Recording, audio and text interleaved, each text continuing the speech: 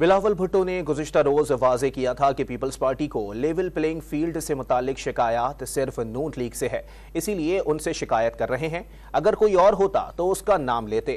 بہتر ہوتا کہ لیونگ پلینگ فیلڈ کے معاملے کو پی ڈی ایم میں شامل جماعتوں کی جانب سے حل کیا جاتا۔ نے مینیج کیا، بندوبست کیا کہ لیول پلینگ فیلڈ نہ ہو تو پھر میں شکایت انہی کے خلاف کروں گا۔ اگر کسی اور نے کیا ہوگا تو پھر میں وہ کسی اور کا نام لے رہا ہوتا۔